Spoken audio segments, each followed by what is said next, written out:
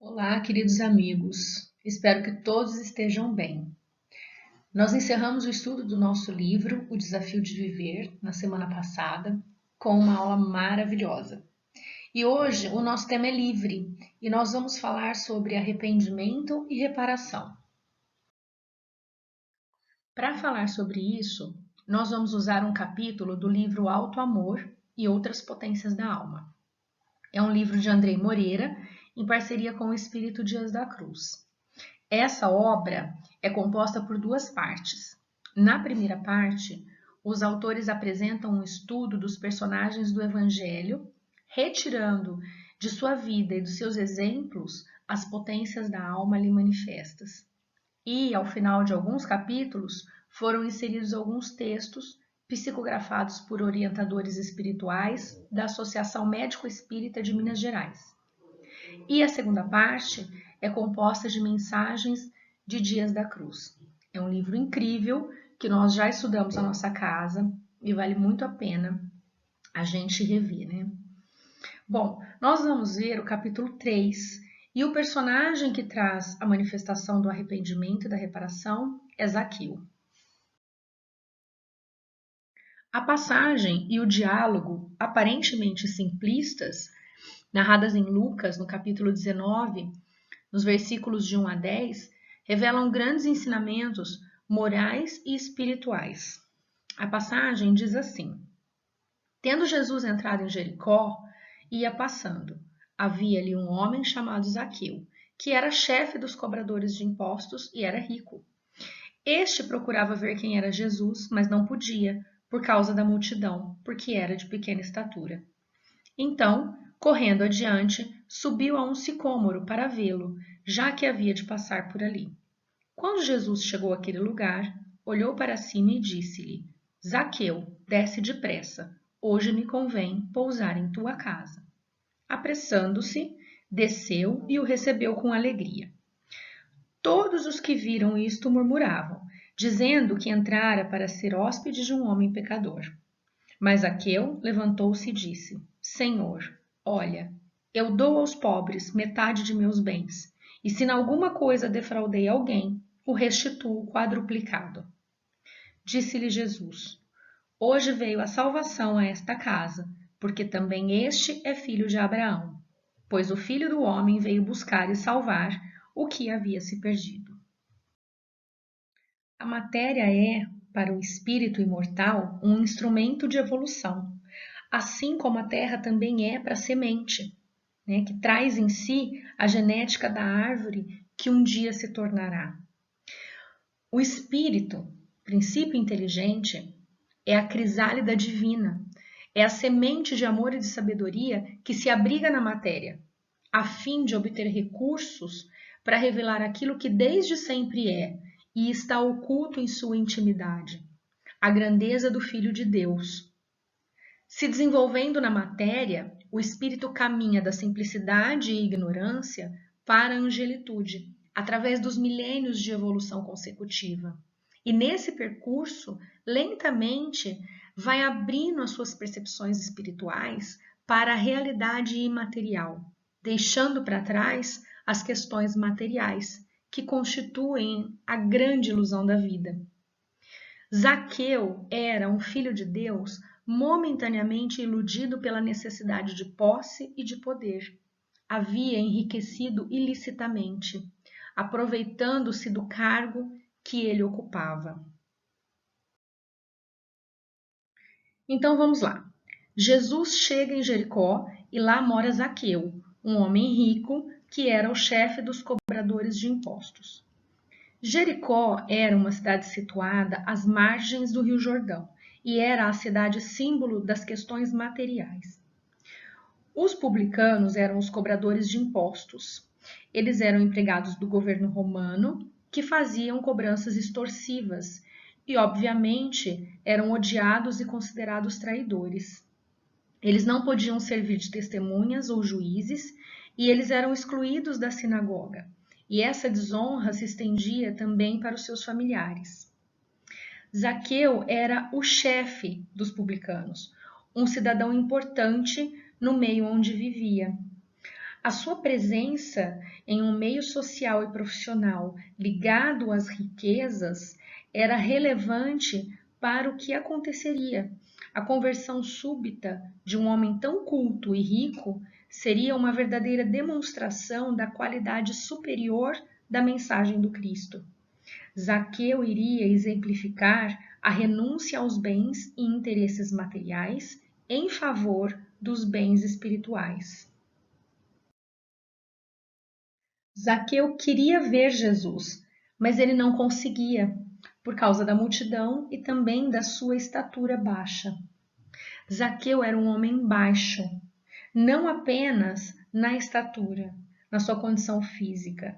A sua baixeza era moral também, porque ele havia enriquecido ilicitamente e se encontrava imerso num complexo de culpas perante esses agravos à lei divina. Zaqueu era um homem rico, porém perturbado em sua intimidade pela multidão dos fantasmas de suas afrontas ao direito do semelhante. Ele tinha posses, mas não tinha paz. E por que ele não tinha paz? O espírito, perante os atos da vida, recebe de retorno o fruto das suas escolhas, determinado pela lei de causa e efeito. Esta lei, como uma maré, leva para longe o que se atira no mar da vida, para depois trazer de volta à praia de cada um, conforme o merecimento e a necessidade. Esse retorno tem consequências conforme a natureza da semeadura, felizes ou infelizes, e pode trazer alegrias e paz ou tormentos morais, psicológicos e até mesmo físicos. Emmanuel, no livro Pensamento e Vida, psicografado por Chico, esclarece que a falta cometida opera em nossa mente um estado de perturbação ao qual não se reúnem apenas as forças desvairadas do nosso arrependimento, mas também as ondas de pesar e acusação da vítima e de quantos outros se associarem ao mesmo sentimento, instaurando assim desarmonias de vastas proporções nos centros da alma, que vão se refletir também no físico, provocando lesões funcionais diversas. E diante de tamanho desequilíbrio, é impossível ter paz, não é mesmo? Então, vejam, Zaqueu é o símbolo da doença fundamental da ilusão, mas também dos conflitos da alma em busca de paz. A sua busca por Jesus é a atitude daqueles que aspiram se libertar dos próprios defeitos morais. Zaqueu corre e sobe numa árvore para conseguir ver Jesus passar. Zaqueu está predisposto a mudar e ele age. Ele vai em busca do mestre, ele não espera. Ele não organizou um encontro utilizando as convenções sociais favorecidas pela sua posição ou pela sua condição de homem rico e poderoso. Humildemente, ele sai em meio à multidão em busca do mestre. Ele enfrenta inúmeros obstáculos para chegar até Jesus. Ele encara a multidão de pessoas, que além de ser uma quantidade grande de pessoas, essas pessoas também o odiavam. E a multidão das acusações internas da sua consciência, das suas culpas. Subindo no sicômoro, que era uma espécie de figueira, ele buscava uma muleta física e psicológica que o auxiliasse a ver o Cristo. Física, porque ele era pequeno e não conseguia ver direito do chão, e psicológica, porque ele não se sentia apto a olhar o mestre nos olhos. Ele não conseguia encarar de frente aquele que era fonte de amor. Ele se achava indigno da atenção de Jesus, que representava o caminho, a verdade e a vida. Quando Jesus chega onde está Zaqueu, ele para, olha para cima e manda Zaqueu descer depressa, porque ele vai para sua casa. Então vejam, Jesus para e olha nos olhos de Zaqueu. e ordena que ele desça depressa e avisa que entrará em sua casa. O mestre não discrimina aquele homem que fugiu do seu olhar. Ele o acolhe e o aceita. E desce depressa, por quê? Porque Jesus percebe a sua necessidade e a sua predisposição para a mudança imediata e o convida a descer dos pedestais da ilusão e do orgulho. Hoje me convém pousar em tua casa. Jesus desejava hospedagem não apenas no lar físico de Zaqueu, mas principalmente no coração desse homem. Ele deseja entrar em contato com as potências de sua alma. O Cristo convida sempre, mas nós só ouvimos quando nos elevamos em consciência, motivados pelo sincero desejo de crescer. Nesse momento, Jesus ultrapassa os umbrais do nosso coração e penetra imediatamente a nossa casa mental.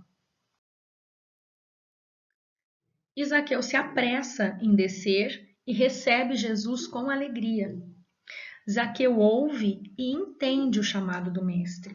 A autoridade espiritual de Jesus se faz presente e a receptividade de Zaqueu às sugestões fluídicas do Mestre modifica instantaneamente o seu comportamento.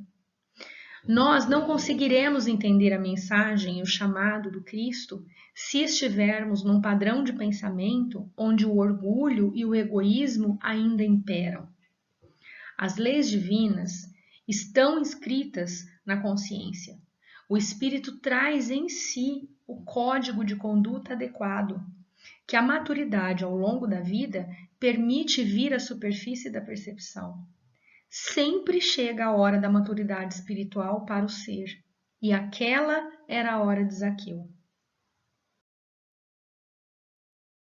E diante, então, daquele acontecimento, a multidão se manifesta, preconceituosamente, dizendo que Jesus havia escolhido a casa de um pecador para se hospedar. A própria sociedade, ainda moldada em valores morais inferiores, reclama obediência a todos. E qualquer um que resolva se modificar para melhor vai ser censurado pelo grupo. O preconceito estava presente na postura daquelas pessoas que acompanhavam Cristo. Julgaram Zaqueu.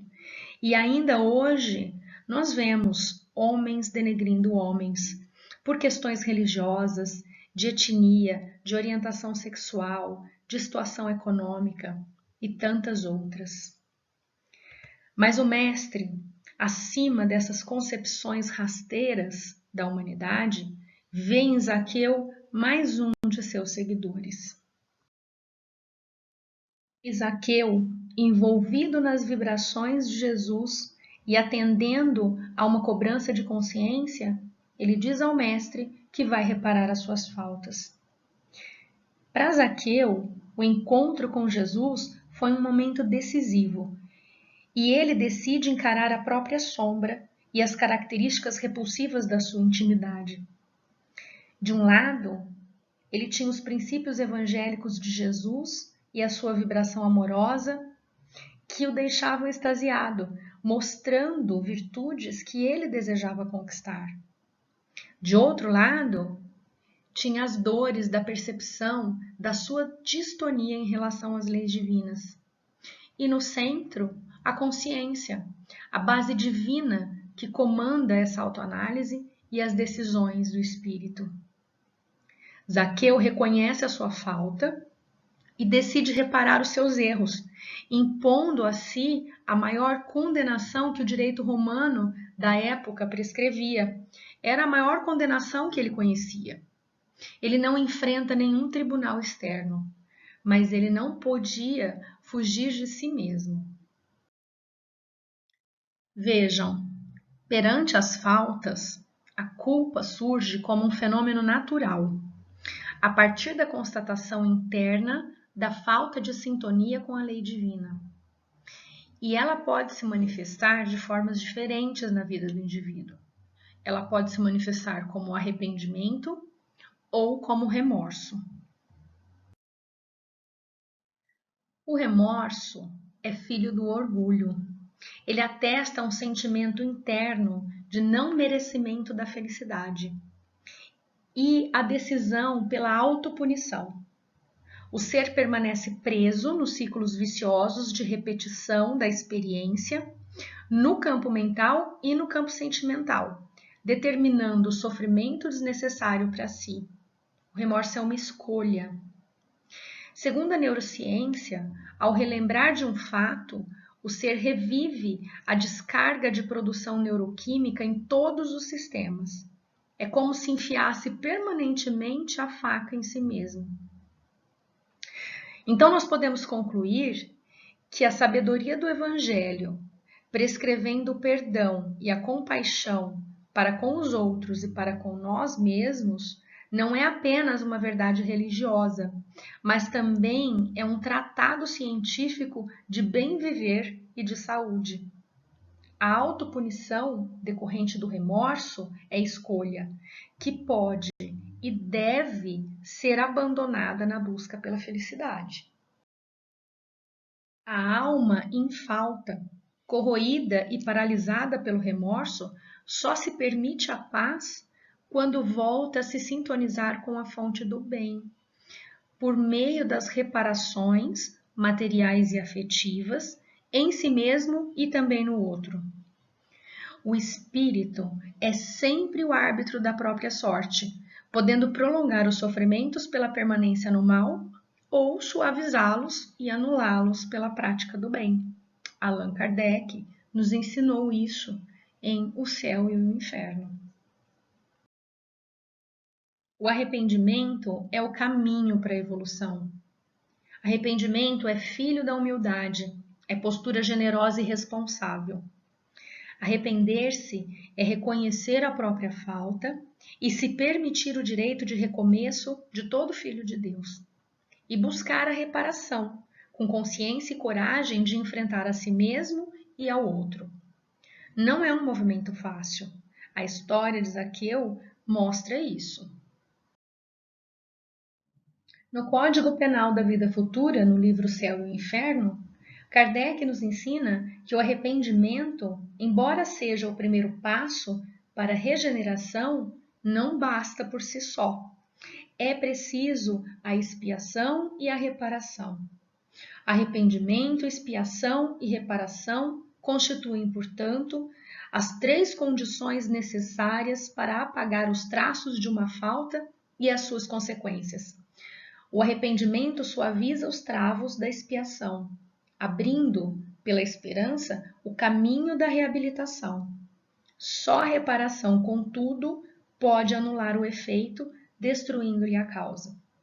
Do contrário, o perdão seria uma graça e não uma anulação. A expiação, que se refere Kardec, representa o sofrimento natural que o espírito experimenta enquanto não se esforça para reparar as suas faltas, ou enquanto não atinge o seu objetivo. Uma vez que não há nenhum passo para se melhorar, o espírito deve recomeçar uma existência igual à que deixou. Então ele permanece estacionário e dessa forma pode prolongar os sofrimentos da reparação. Então está em nossas mãos o esforço por vencer a si mesmo e atingir os fins propostos. Sem o perdão não há cura real, nem do corpo e nem da alma. Perdão ao outro e auto-perdão. Por isso, é imprescindível se conectar com a fonte abundante de amor do universo, a partir da consciência da amorosidade infinita e incondicional do Criador. As feridas da alma só se curam perante a medicação do amor. Todo o resto é paliativo.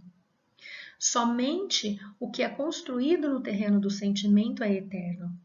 O espírito é imaterial. Ele não leva consigo bens nem posses, mas ele carrega consigo todas as conquistas ou os infortúnios que gerar a partir das suas escolhas. Depois da atitude de Zaqueu de manifestar o desejo de reparação, Jesus diz que ele está salvo.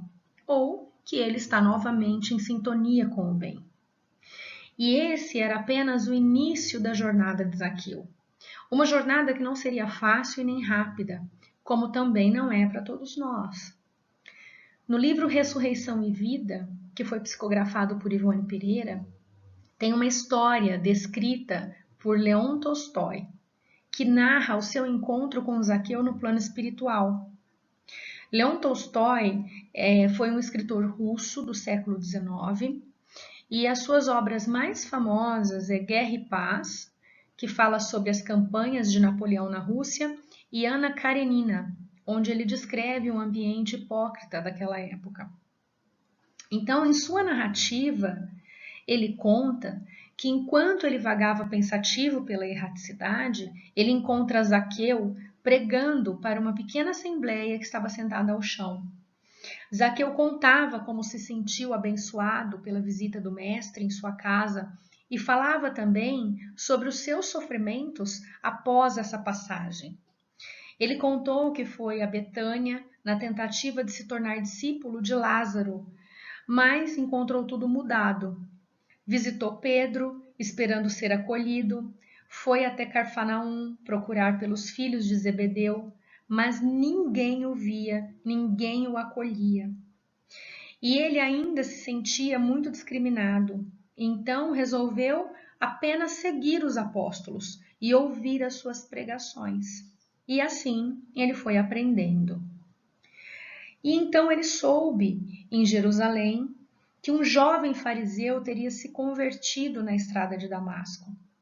Foi recebido por Paulo com afeto, que o acolheu e o aconselhou a trabalhar e não se limitar na adoração inativa. E foi então que ele se pôs a pregar e a trabalhar por amor ao Cristo. Enquanto Zaqueu falava, as suas emanações energéticas criavam as cenas que ele narrava, e todos vivenciaram aquela história como se estivessem presentes naquela época. Então, para a cura real, é necessário seguir os passos de Zaqueu, buscar a experiência amorosa que sensibiliza a alma, a fim de que possamos fazer contato com o que de melhor existe em nós, calando as vozes do remorso que escraviza e paralisa e nos sintonizando com o arrependimento, que é humilde e que nos liberta. E é muito importante perceber que cada um de nós pode ser fonte da experiência amorosa que ilumina, pois todos nós somos instrumentos divinos, que muitas vezes, com uma só palavra ou um toque amoroso, pode despertar o sentimento de alto amor que auxilia o outro na conquista da cura real. Caio Fernando de Abreu, com a sensibilidade do poeta, sintetizou isso, quando disse: um amigo me chamou para cuidar da dor dele. Guardei a minha no bolso e fui. Para reparar faltas, é necessário coragem e a condução do coração para enfrentar a renúncia em favor do próximo. Só por meio do bem é que se repara o mal. E reparar requer encarar as consequências, muitas vezes imprevistas, da vida do outro, as extensões da dor e as circunstâncias que se seguiram daquele dano afetivo ou material. E isso demanda tempo, e por vezes tempo de algumas vidas. O importante é começar agora, buscando aqueles que ferimos para pedir perdão e perdoando aqueles que nos ofenderam. E o primeiro passo, gente, é sempre a oração sincera, em favor daqueles que são realmente merecedores das nossas considerações. Muitas doenças físicas e mentais surgem a partir de perseguições espirituais ferrenhas, por espíritos que foram feridos no passado e não conseguiram superar a própria dor, e aí buscam pela justiça com as próprias mãos. Então, a oração sincera por esses companheiros promove o alívio de seus sofrimentos e muitas vezes os transformam em amigos. Jesus nos advertiu: sê benevolente depressa com o teu adversário, enquanto estás no caminho com ele, para que o adversário não te entregue ao juiz, e o juiz não te entregue ao oficial, e sejas lançado à prisão. Que prisão é essa, né? A prisão das nossas culpas, dos nossos remorsos, das nossas dores, né? Todas essas condições que nos paralisam, que nos aprisionam.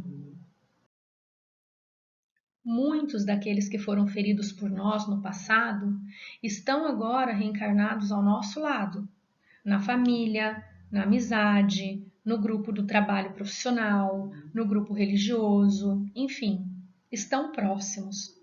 São as concessões divinas que nos chegam na forma de recursos e possibilidades de construção no bem e na reparação das faltas. Nós sempre nos encontramos na condição perfeita para reparar uma injustiça ou um erro que cometemos. Felizes daqueles que compreendem isso. Seguir os passos de Zaqueu não é fácil e nem simples, mas nós precisamos começar. E começar com o que é possível para nós nesse momento, analisando de forma sincera os nossos sentimentos, para que possamos trabalhar a reparação dos nossos erros, pelos quais já nos arrependemos. E também para que possamos trabalhar o auto-amor e o auto-perdão, para transformar a dor do remorso, nos livrando de um peso extra desnecessário, que nos paralisa, que nos traz sofrimentos descabidos e desequilíbrios emocionais, psíquicos e até mesmo físicos. Talvez seja possível apenas uma pequena reparação nessa jornada, mas que ela seja feita, porque uma caminhada longa, ela é feita de passo em passo. Seja generoso consigo mesmo, reconhecendo seus limites e as suas possibilidades. Mas também seja generoso com o outro, reconhecendo as mesmas dificuldades e as mesmas lutas em sua caminhada. E se porventura alguém vier até você para reparar algo, lembre-se o quanto essa atitude é nobre e difícil. E mesmo que você não seja capaz de perdoar a ofensa que sofreu, se esforce para ouvir o que o outro tem a lhe dizer. Ouvir com o coração aberto, tentando compreender que sempre há dois lados de uma mesma história, e não apenas o seu lado. E se não for possível uma reconciliação ou perdão naquele momento, você pelo menos estará abrindo uma possibilidade para que isso aconteça o mais rápido possível. Nós somos humanos, cheios de falhas, mas também com muitas virtudes. Nós precisamos aprender a usar as nossas virtudes mais do que usamos as nossas falhas. Isso requer esforço. Nós precisamos enfrentar as multidões, subir em arbustos, dividir nossos bens, nos doar e ter a coragem de receber Jesus em nossas casas. Isso significa sair da nossa zona de conforto, tomar o controle das nossas vidas e sair do piloto automático, como sempre nos chama a atenção em suas obras Joana de Ângeles. A reparação nunca será fácil, como nós já vimos, mas ela acontecerá, porque as leis divinas estão inscritas em nossa consciência, resguardadas para o direcionamento do ser para a sua sintonia com a lei maior de amor. Mas depende de nós ela acontecer mais rápido e menos sofrida, ou mais demorada e mais dolorosa. É uma questão de escolha. Ao longo de milênios, em reencarnações sucessivas, Zaqueu prosseguiu se esforçando por converter os valores que abraçara com o Cristo. E quase 1900 anos depois, o encontramos reencarnado no Rio de Janeiro, atendendo a uma mãe sofrida com uma criança doente no colo. Ao prescrever a medicação, ele vê o sofrimento daquela mãe que afirma que não tem recursos para comprar nem remédio, nem comida. Ele então, não encontrando dinheiro em sua carteira, entrega a joia que ostenta o seu título acadêmico, o seu anel de formatura, seu anel de médico. E sem dar tempo para que aquela mulher pudesse lhe agradecer, ele diz: não me agradeça, somente lhe devolva aquilo que um dia lhe tirei. Aquele homem, agora, dava o testemunho prometido e duramente conquistado, reparando as faltas que a sua consciência ainda lhe cobrava e encontrando definitivamente a paz. Que saibamos enxergar em nós as potencialidades de Zaqueu. Gratidão, meus queridos amigos, pela companhia, pela atenção de vocês. Fiquem com Deus. Um forte abraço a todos.